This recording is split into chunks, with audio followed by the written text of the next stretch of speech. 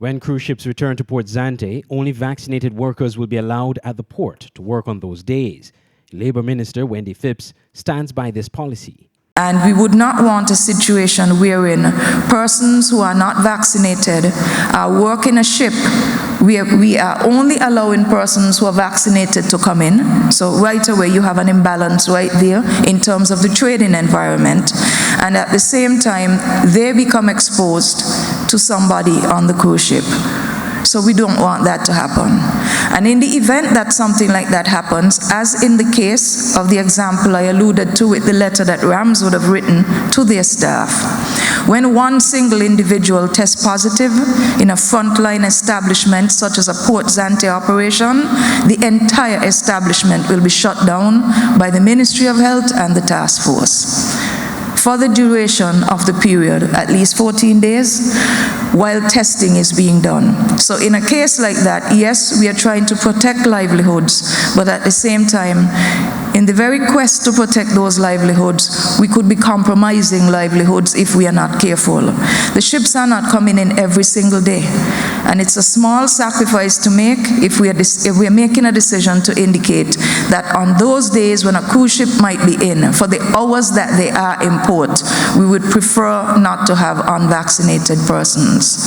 It is their right if they wish to seek further legal guidance. Debate rages on as to whether workers' rights are being violated if they are dismissed or denied work because of their vaccination status.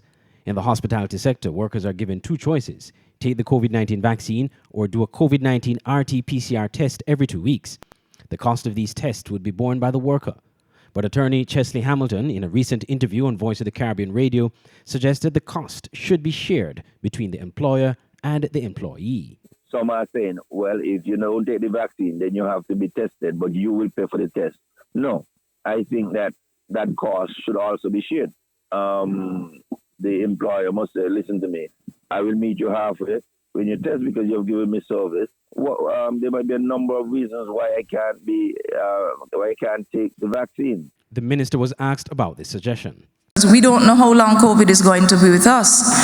If there are employers who are in a position to underwrite the cost of testing in the initial phases, fine. If later on they want to meet the worker halfway, that's also their prerogative, and we would welcome that at the same time. But I do not think it would be fair to indefinitely place the undue burden on the worker, on the employer, to underwrite the cost of testing, especially when it's a case where the worker has made a concerted decision that I will not be vaccinated.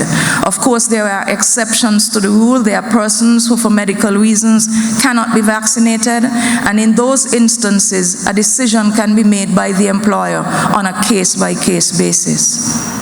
Minister Wendy Phipps was speaking at a press conference on Monday by the Ministry of Tourism, updating the public on the cruise tourism sector.